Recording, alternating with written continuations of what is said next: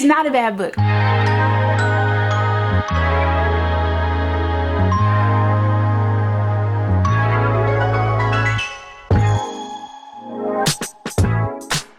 Hi everyone, welcome back to my channel. Today I am doing my October reading wrap up. It's a little bit late, but that is because since I have come back to YouTube, I decided to just post one video a week on Mondays. I'm still messing with the time. If you guys have like a preference for like morning, afternoon, or evening, that would really help me out to know like when would be a good time to post. I used to post at 9 a.m. Central Time. I think that worked out okay, but I've just been messing with times here lately. So just to help me narrow it down, in the comments, let me know morning, afternoon, or evening is your guys' preference for like upload times. But I am pretty firm on Mondays for now, unless you prefer a different day. Let me know that in the comments, but definitely time of day, let me know. But yes, I just decided to go to one video a week to see how I can manage that. If I can bump it up to 2, that would be great. But for now, so that I don't fall off again, you know what I mean? Like, I'm going to keep it to 1 day a week, Mondays, time of day pending. But yeah, so this is only like the second Monday, and I already had the other Monday planned for the weekly vlog, so I decided to not let the month get away from me and give you guys my October reading wrap up. I read, I think 6 books. 1, 2, 3, 4, 5, 6 books in the month of October, which is really good for me. I'm glad to see this number increased, because in prior months, like, I wasn't reading enough for me. I wasn't taking care of myself enough for me. And the fact that I like read so many books in such a wide range of books, like, I'm really, really proud. Now, if you are new here, the way that I do my reading wrap ups is I try to do my summary of the books in 3 words. It ends up being 3 phrases or less, and then just like a quick little tiny synopsis. So like a quick, kind of like how they do the yes, no, maybe, but I don't really do that. I just give you like a quick 3 words or 3 phrases about like my reading experience or the book or whatever, and then I try to make it like go as quickly as possible, because sometimes some months it'll be like a dozen books and I'm long-winded. So also I have decided to not do star ratings anymore unless I have to. I think Fable makes me do star ratings, but that is even making me not want to be on Fabled anymore, because I don't want to feel like I have to give a star rating in order to give a review. So because I like, as a watcher, as a viewer, I like coming to that on my own. Like, when you get a star rating off the top, like, you feel like it's like a point of validation or whatever for your interest in the book or your reading experience in the book. And I really don't want to lean that way with you guys or with my sharing my experiences. I just want you guys to take the experience and infer your own conclusion from that, and, you know, further your own research or whatever into the book for your interest or lack thereof. So I'm doing away with the star ratings for public use. For my own self, like, I will have like 10 stars, 6 stars, or whatever, you know what I mean, like favorites in that way, and that'll be just like personal to me. But I'm gonna try to like keep you guys out of that, and I think it makes for like a better relationship between you and me, right? Like, I don't know, I hope that makes sense. But I'm not the only one who does this. I got the idea from Shelby in the book club, because I'll be eating up every single thing that she recommends, and it's a dangerous thing, by the way, to not have a rating and you just hear the reading experience or like what the book is like, and I'm like, dang, that sounds kind of interesting. Well, I might not like that too much, but I'm still interested enough, right? And then I'll like make a note. Next thing you know, I have $80 worth of books in my cart. So I really don't want to do that to you guys, but like, I feel more independent in my choices. I like that I'm still being influenced and I'm still being put on to the books, but I like that it's not being like subtly, subconsciously like, you're gonna love this because I rated it 5 stars, you know? Oh, if that makes sense. Let me know if that makes sense. Let me know. Okay, anyways, without further ado, I'm gonna get to the books. I have 6 books. It shouldn't be too long. I already wrapped my little mouth off for 5 minutes. So first up, unfortunately, I have a DNF, and I talked to you guys about this book. It's not a bad book, I'm gonna tell you. Okay, so I have the Grimoire Grammar School Parent Teacher Association. This was a cozy fantasy. Normally I do have the 3 words written down, but I'm just going to do it off the top of the head, and if I need to edit it out because it took me 10 minutes, then I'll edit it out. But the 3 words I have for this book are cozy but boring. It was low stakes. It was very comfortable. It was easy to understand. It was like, I'm not stressed out. I'm definitely turning my brain off, but it was like not enough going on. Like this could have been like middle grades for real. Like minus like a couple of mentions in the book, like that might have mentioned like drugs or something. Excuse me. They definitely mentioned a demon, but like minus like a couple of things, this could be middle grade by like how low stakes and like nothing's going on. So I just ended up DNFing this one, and this is also in my like unhaul bag. I will do an unhaul video at like the end of the year to show all the books that I unhauled this year that I haven't already unhauled, and this one it's going in there. It's decent, like it's fun enough, but Then I have a reading vlog of me reading this guy. This is 90s Love Cali by Masterpiece. You guys were keying at my reading experience with this one, as was I. So my 3 words for this are definitely 90s vibe. Definitely 90s vibe. There are so many like nods to 90s culture and 90s slang and 90s fashion, and like it was so freaking fun, and it's really short. Like this is on KU. In the video that I was reading this, I forgot to put the asterisk next to the link, but it is on KU if you guys are interested in this one. I obviously purchased it. I'm pretty sure it's like $16. I'm not mad at it because I had so much fun, but there's that. And then I got The Great Man by Kyra Davis Laurie. This was my favorite read of the month of October. This is a retelling of The Great Gatsby, and it is by a Black author. The characters are Black. This is literary fiction or literary historical fiction, which is not really my tea, but I enjoyed this so much. So my 3 words for this one are a pleasant surprise. A pleasant surprise. Normally when I read historical fiction, it's normally really tense, really, I won't say dark, but it's very, very tense. This one wasn't super tense. It wasn't lighthearted at all. It had some drama for sure, but like it was definitely another take, another perspective, another experience of Black people, Black affluent people in like our, I would say recent past. This is in the 1920s. That was 100 years ago, girls. That recent past. In the span of history, like historical fiction, I would say that's like recent history. What do you think? 1920s, is that recent history or am I pushing it?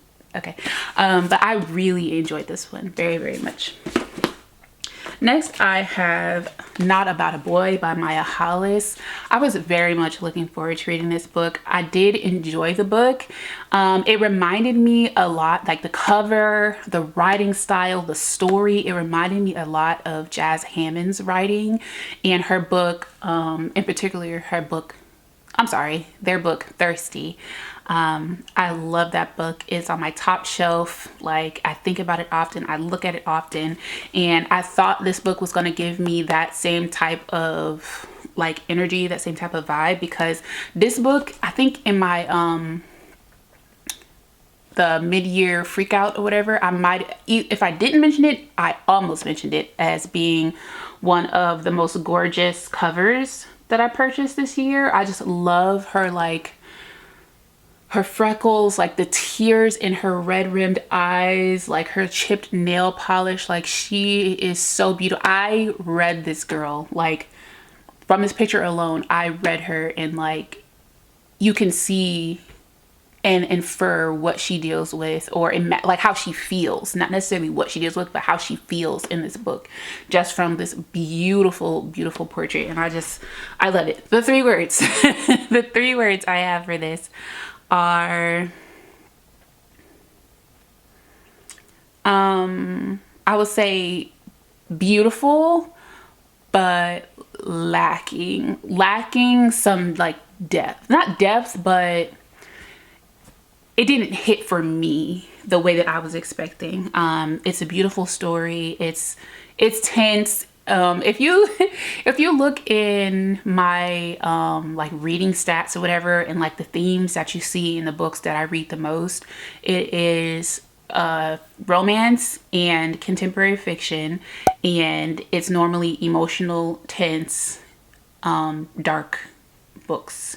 Not dark like dark romance or like slasher, but just like deeply heartfelt, emotional type of things. And I was really, when I picked this up, I was really looking to like cry my eyeballs out, and it just didn't quite get there for me.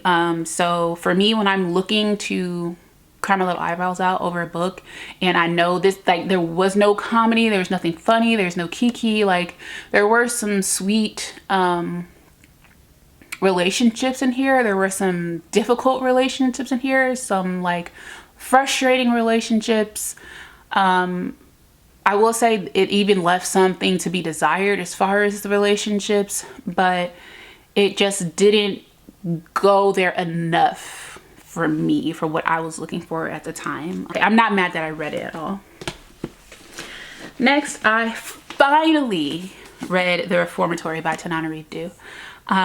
This book, I started reading it last year around spooky season, and I soft DNF'd it, and I said, okay, I'm gonna put it on my 2025 will not end until I finish this book list. And I meant it, okay? Like, and I'm not even gonna hold you, I forced myself to read this book, because it just wasn't an enjoyable reading experience. And like, when I say enjoyable, I don't mean like, you know, daisies and sunflowers and, you know, butterflies. Like, of course, that's not what I was expecting from this book. That wasn't the standard to which I was holding this book. I was expecting to be more, I'm going to sound really heartless when I say this. I was expecting to be more like moved or impacted. Now, that's not to say that I wasn't moved or impacted. I was expecting more. Just like this one. Like, I did feel things. I did empathize. Like, it did pull at my heartstrings, you know what I mean? And there are things that I will remember about this book, but it just didn't go there enough for me. And this one, there were definitely uncomfortable, intense scenes in it, and one just rings bright in my brain right now. But besides one, maybe two scenes, like, it didn't go there enough for me. Also, a couple of I didn't tell you my three words. I was gonna retitle this because I'm doing terrible at like coming up with the three words. But this one, I'm just gonna put finally finished it. Yeah, finally finished it. I am glad that I read it. some of the character, y'all know I'm a very character driven reader, and some of the characters very much, they either took me out of the story or they really much pissed me off, and not in like the most engaging way. It was kind of off-putting. Blue got on my nerves. Gloria didn't get on my nerves as much as Blue did, but she was not my favorite. Even Robbie kind of frustrated me. Like, it just but they're kids, and I don't love kids in books, and this book is nothing but kids. Like, all the main characters are kids for real. So there's that. I am glad, I'm proud of myself for finishing it, and I think it could stand a reread, but I'm gonna be so with you, I'm not gonna reread it. I'll keep it. I will keep it. It's not getting unhauled, but it didn't hit for me the way it hit for everyone else, unfortunately. And then last but not least, I have Where We Found Our Heart by Natasha Bishop. And this one is book 2 in the Lost and Found series. I have one more to go, Where We Found Our Passion. This book was super cute. It is an accidental pregnancy or unexpected pregnancy. I don't like calling pregnancies accidents. I would say unexpected or unplanned pregnancy. Nina,